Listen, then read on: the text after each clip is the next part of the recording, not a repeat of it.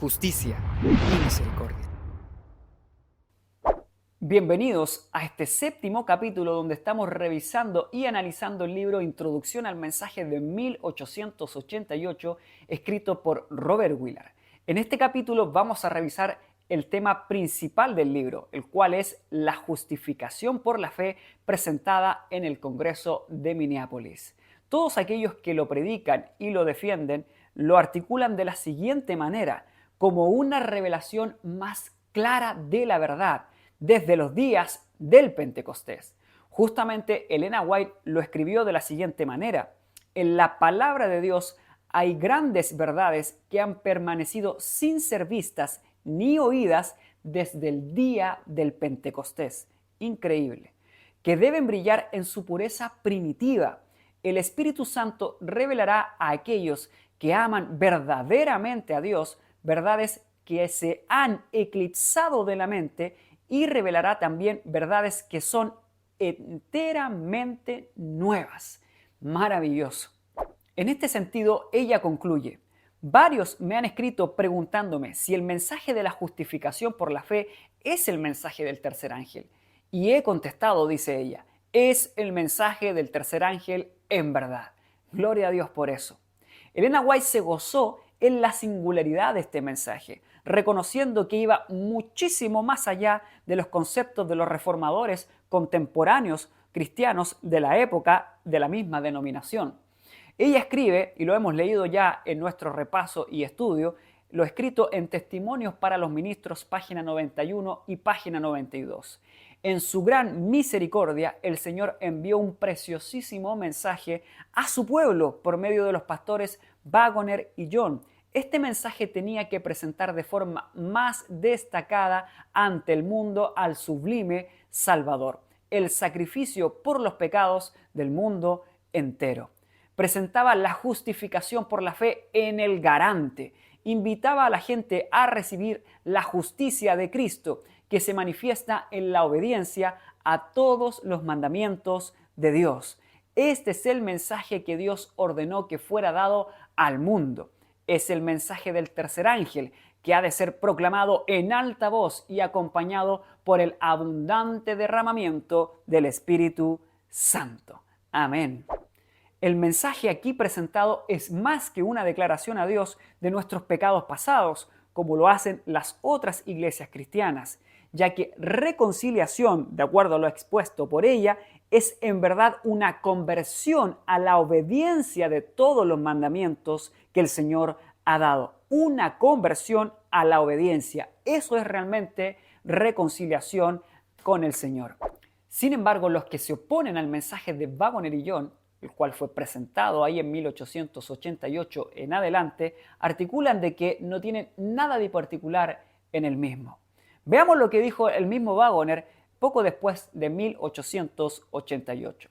Él dice: el apóstol Pablo, habiendo demostrado que todos pecaron y están destituidos de la gloria de Dios, según Romanos 3:23, de manera que por las obras de la ley ninguna carne será justificada ante él, Gálatas 2:16.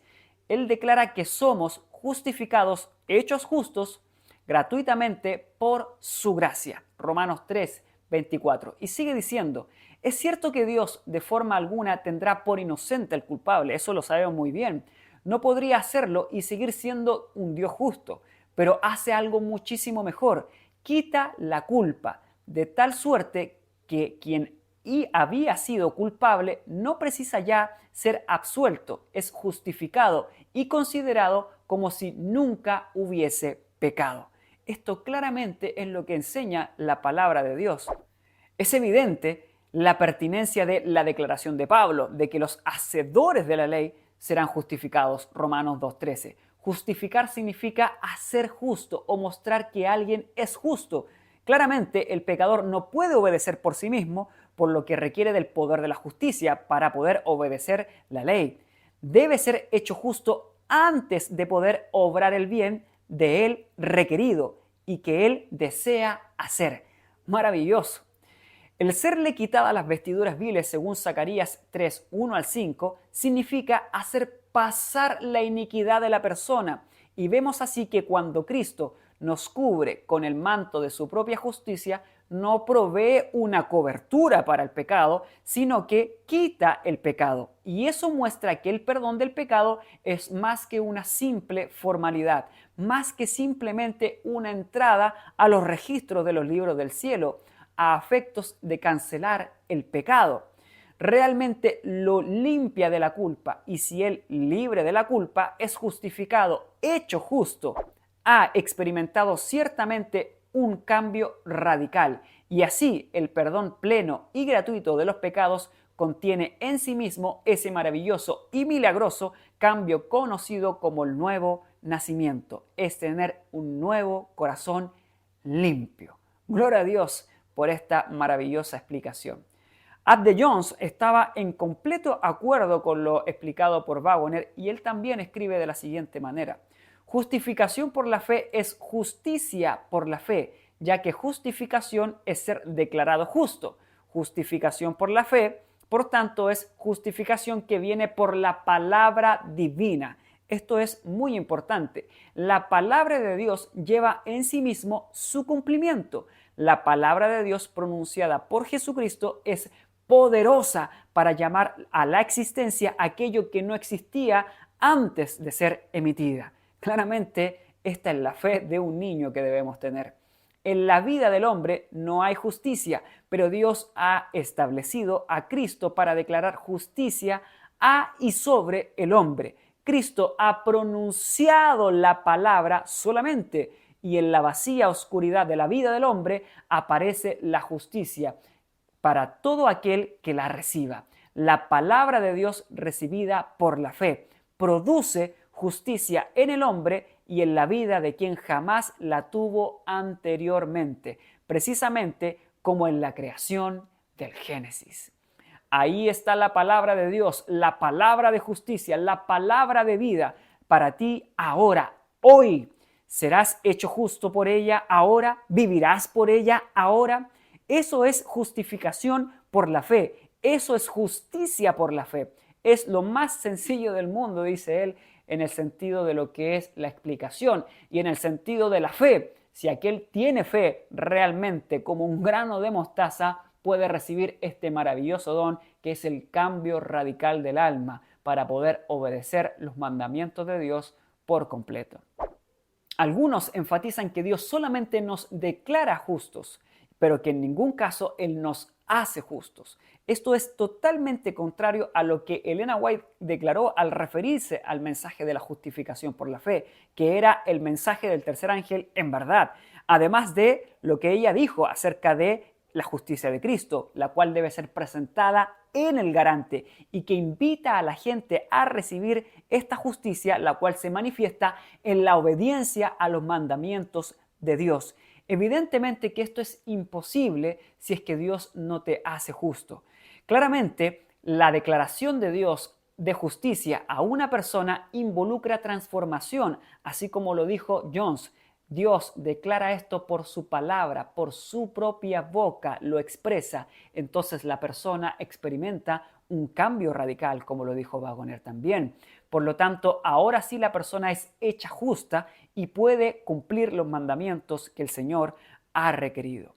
El mensaje de 1888 entonces lo podríamos desglosar de la siguiente forma: ya que todos pecaron, por lo tanto todos estamos destituidos de la gloria de Dios, necesitamos que nuestras vestiduras viles sean quitadas. Esto se hace a través del arrepentimiento y la confesión de los pecados. Por lo tanto, de esta manera somos justificados ante el Señor, hechos justos, es decir, transformados por Dios. ¿De qué forma? Limpiados gratuitamente por la gracia de Dios, según Romanos 3, 23 y 24. El pecador no tiene nada en sí mismo. Dios no exige nada de nosotros. No tenemos nada en sí mismo que presentarle a Dios o hacer algo para obtener esta justicia, de lo que podamos nosotros jactarnos. Por lo tanto, la justicia es puesta sobre aquel que cree solamente, sobre el que cree. Es decir, somos vestidos de justicia.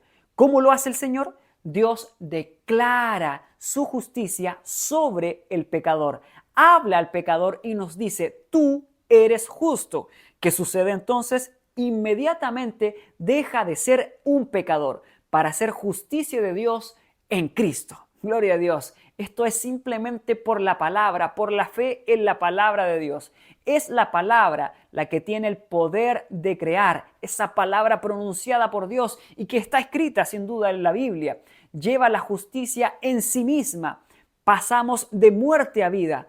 No solamente somos oidores de la palabra de Dios, sino que ahora hacedores por tener la suficiente fe de creer en lo que está escrito, que proviene de Dios y lo cual puede transformar la vida, la mente de la persona. Por lo tanto, el hombre justo es realmente el que cumple la ley. Este es un hombre justo.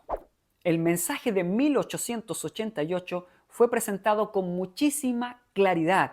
Ser justificado por la fe, por lo tanto, significa ser un hacedor de la ley por la fe. Eso es básicamente. Ellos, Waggoner y John, lo describen de la siguiente manera. Dios justifica al impío, Romanos 4:5. ¿Esto es justo? ¿Esto es justo? Podría ser una pregunta. Dice justamente él, ciertamente lo es. No significa que pretenda ignorar las faltas del hombre, de manera que sea contado como justo, aun siendo en realidad un impío. Significa que el Señor convierte a ese hombre en un cumplidor de la ley. En el mismo momento en que Dios declara justo a un hombre impío, éste viene a ser un hacedor de la ley. Ciertamente es una obra justa, buena, tanto como misericordiosa. El Señor transforma al impío a un hacedor de la ley y de esta manera éste se transforma en un justo delante de Dios. Esto le permite a uno ver claramente la fuerza de estas palabras. Luego, ¿deshacemos la ley por la fe? En ninguna manera. Antes establecemos la ley. Romanos 3:31. Esto es, en lugar de quebrantar la ley y dejarla sin efecto en nuestras vidas, la establecemos en nuestro corazón por la fe. Esto es así porque la fe trae a Cristo al corazón y la ley de Dios está en el corazón de Cristo. Así como por la desobediencia de un hombre muchos fueron constituidos pecadores, así por la obediencia de uno muchos serán constituidos justos. Romanos 5:19. Este uno que obedece es el Señor Jesucristo y su obediencia es efectiva en el corazón de todo aquel que cree, que acepta la verdad, dado que es solamente por su obediencia como los hombres son hechos guardadores de la ley. A Él sea la gloria por los siglos de los siglos, dice Waggoner en Señales de los Tiempos. Al fin de captar el mensaje de 1888, es crucial entender la fe según la comprensión que Ellen White tuvo de ella. Vamos a leer lo siguiente, escrito por la mensajera del Señor. Puede decir que cree en Cristo cuando tiene una apreciación del costo de la salvación. Podemos decir que creemos en Cristo cuando tenemos una apreciación del costo de la salvación. Podemos decir que creemos cuando siente que Jesús murió por usted en la cruz del Calvario, cuando tiene una fe inteligente que discierne que su muerte hace posible que usted deje de pecar y que perfecciona su carácter, un carácter justo mediante la gracia de Dios que le es otorgada como la adquisición de la sangre de Cristo. Increíble. La fe va más allá simplemente de un sentimiento, viene de un acerto claro, definido, fundado en la palabra de Dios, de que podemos ser cambiados, podemos ser transformados. De esto depende nuestra salvación. Veamos en la palabra de Dios el mensaje de la justificación por la fe, vista desde algunos parámetros. En primer lugar, vamos a verlo como la justificación legal, temporal, judicial o forense. ¿Qué significa eso? Un cambio de estatus legal ante Dios. Esa primera es la primera etapa de la justificación. Esto también lo podemos definir como el pacto eterno, lo cual veremos más adelante en nuestra presentación. Dice Waggoner en torno a Romanos 5:18. No hay aquí excepción alguna. Es decir, no se está sacando a ninguna persona de la posibilidad de recibir justicia. Lo mismo que la condenación vino a todos los hombres, así viene a todos la justificación. Cristo gustó la muerte por todo ser humano. Se dio a sí mismo por todos. Más aún, se dio a sí mismo a todo hombre. El don gratuito vino a todos. El hecho de que es un don gratuito demuestra que no hay excepciones. Si hubiera venido solamente sobre quienes estuvieran en una posición ciertamente calificada, especial, entonces dejaría de ser un don gratuito, claramente. Por lo tanto, es un hecho plenamente establecido en la Biblia que el don de la justicia y vida en Cristo vino a todo hombre sobre la tierra. Es decir, la vida solamente, no la inmortalidad, la vida y la justificación viene a todo hombre. No hay la más mínima razón por la cual cualquier hombre que jamás haya venido no pueda ser salvo por la vida, para la vida eterna, excepto porque no la quiera recibir. Es decir, la persona recibe la vida como un regalo gratuito, a pesar de que crea o no crea en Dios, pero la vida eterna la recibe aquel solamente que cree, el que es justificado por la fe. Muchos pisotean el don ofrecido tan generosamente por el Señor. Jones coincide claramente con él y dice, esto es muy importante, ¿es tan abarcante la justicia del segundo Adán como el pecado del primer Adán? Si el pecado del primer Adán fue traspasarnos a nosotros la muerte, decir una condenación a todos aquellos que estemos de acuerdo o no con recibirla, la recibimos igual, es tan abarcante la del segundo Adán, el cual es Jesús, que nos traspasa esa vida y esa justicia.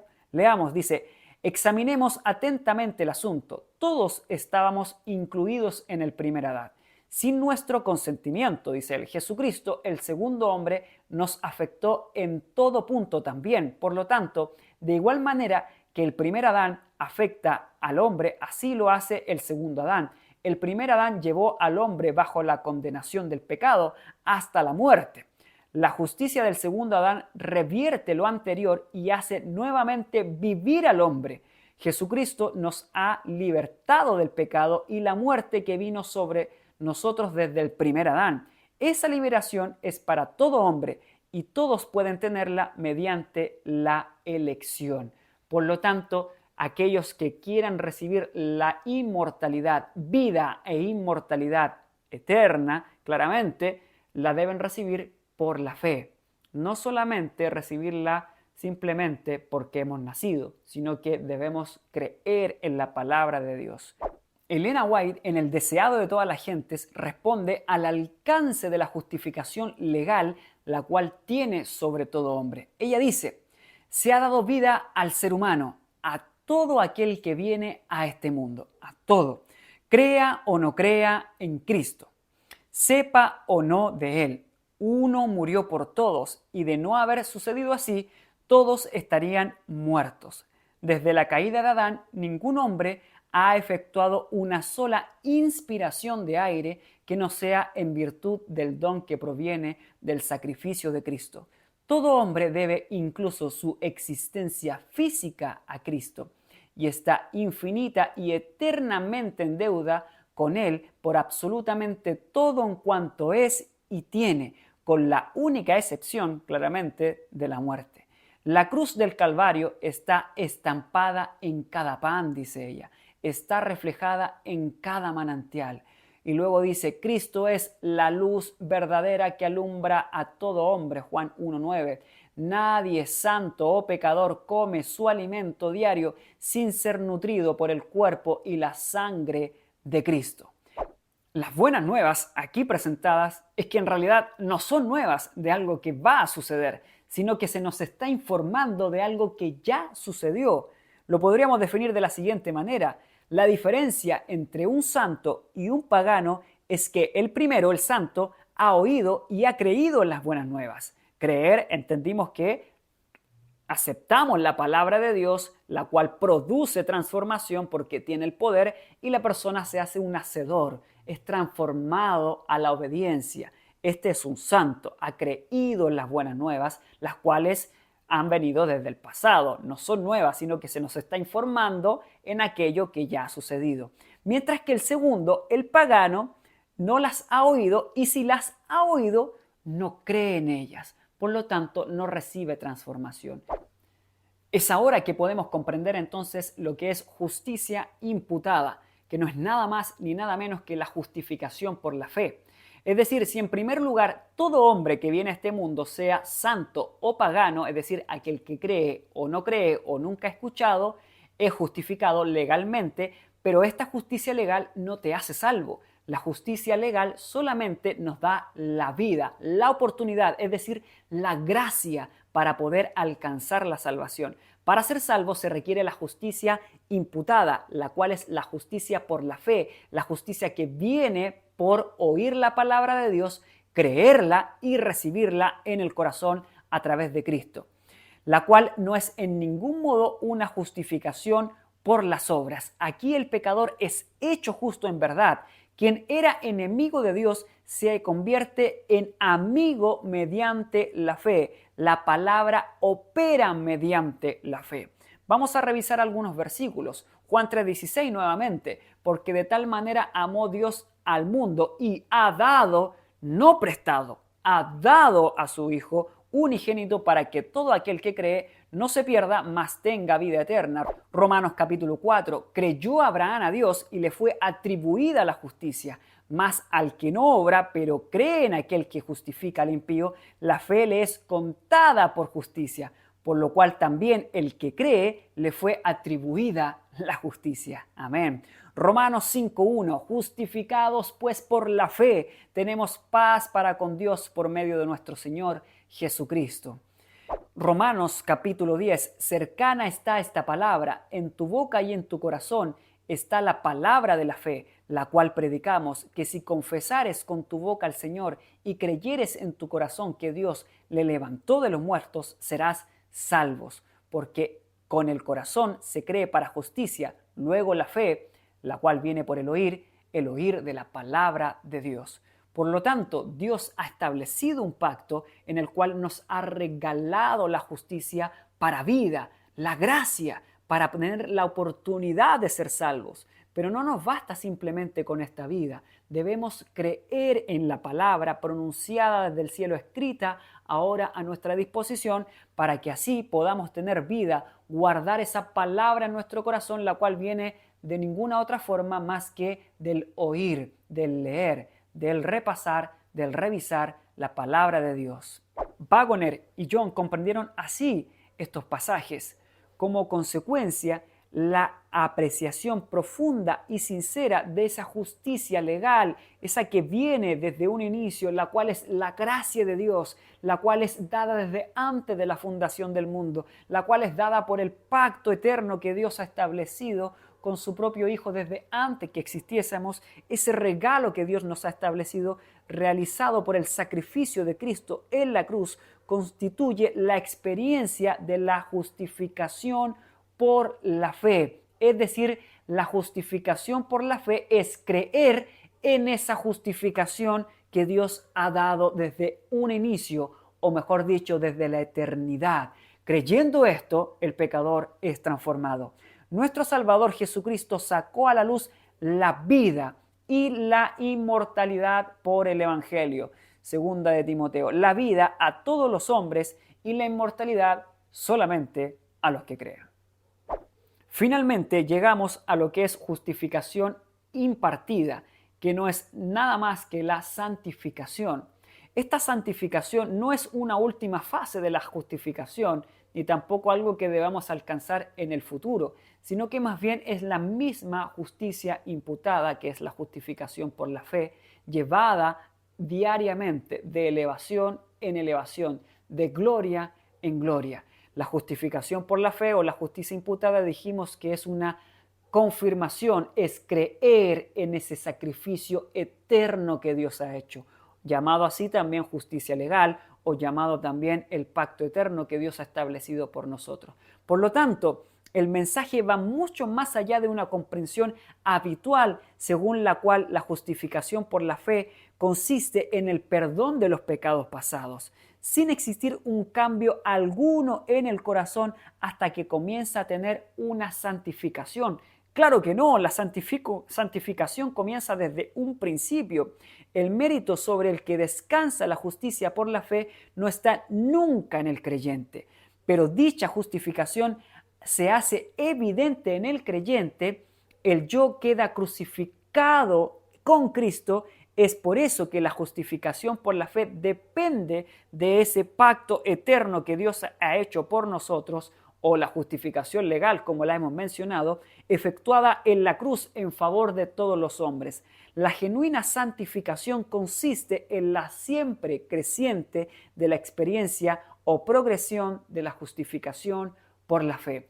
Por lo tanto, la santificación o justicia impartida es la experiencia continua, diaria, repetitiva de la justicia por la fe o justicia imputada. Por lo tanto, la sangre de Jesús habla al corazón arrepentido. Así es que la verdadera justificación por la fe es lo que Elena White definió como abatir en el polvo la gloria del hombre.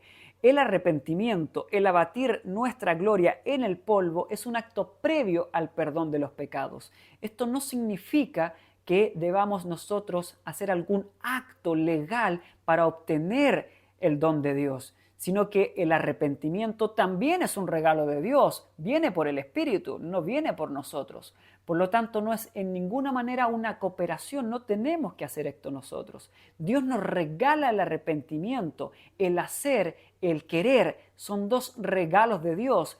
Bienaventurados los pobres en espíritus, los que reconocen que en ellos no hay nada para poder cambiar su vida, los que reconocen que no hay nada para poder ser transformados ni obedecer la ley. Bienaventurados los que lloran, los que se arrepienten, los que experimentan el dolor por el pecado de haber causado la muerte del Hijo de Dios. Bienaventurados los mansos, los que son transformados, los que se dejan transformar, los que reciben de Dios el poder creador de su palabra y obtienen finalmente la justificación de Dios, la cual hace del hombre una nueva criatura. Waggoner lo definió de la siguiente manera: no cabe un estado más elevado que el de la justificación. No vamos pasando de etapa en etapa. El estado más elevado y el constituido por Dios es el de ser justificado. La santificación, dice él, es la progresión y constante profundización en la realidad de la justificación por la fe. Clarísimo. Nunca dejaremos de ser justificados por la fe. Esto es hechos obedientes a la ley de Dios. Ser justificado es indiscutiblemente ser obediente a la ley, cumplir la ley. Hasta el momento de la glorificación, no se trata de buscar pelos en distinciones sutiles entre justificación y santificación, y menos aún en considerar anatema las posturas cristianas que no coinciden con la nuestra al definir el lugar exacto en que esta línea que separa una de otra cosa, justificación, santificación, imputada o impartida. Nadie pretenderá estar totalmente santificado por la fe, dice él. La pretensión de tal cosa negaría inmediatamente la realidad de la justificación por la fe, claramente. En todos y cada uno de los momentos, desde el principio de la conversión hasta la gloriosa experiencia de encontrarnos con el Señor en las nubes en su segunda venida, el creyente confía solamente en la justicia imputada de Cristo. Por eso Elena White ha escrito: debemos recibir la justicia imputada, imputada, imputada. ¿Qué es esto? Una repetición de la justificación por la fe, que es la santificación. Eso es. Gloria a Dios por explicarnos estas cosas. Por lo tanto, la predicación de Waggoner y Young trascendió la preocupación egocéntrica basada en nuestra inseguridad y la transformó en una preocupación de orden superior por el honor y la vindicación de Cristo en la resolución del gran conflicto. Así, el foco se desplazó desde la preocupación por la propia salvación de uno mismo, que era el legalismo que estaba dominando la mentalidad previa a 1888, cómo guardar la ley, cómo ganar debates, cómo defender claramente el sábado frente a otras denominaciones y así mostrar que éramos cumplidores de la ley legalmente, intentando hacerlo, pasando a una justicia por la fe imputada, hacia el deseo de un orden superior que es la vindicación del carácter de Dios, la cual es cumplida cuando el pueblo de Dios es transformado, es obediente, de que Cristo se goce al ver a un pueblo en la demostración de la obediencia a la ley. De la misma manera, Elena White define lo que significa esto. Y dice ella, la justicia imputada de Cristo significa santidad, rectitud y pureza.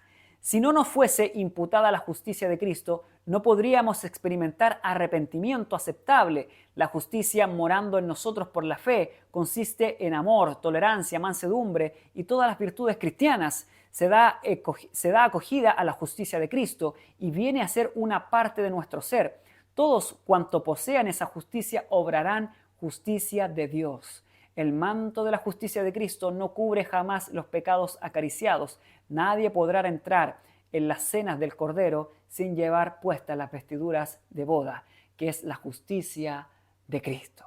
Amén. Gloria a Dios.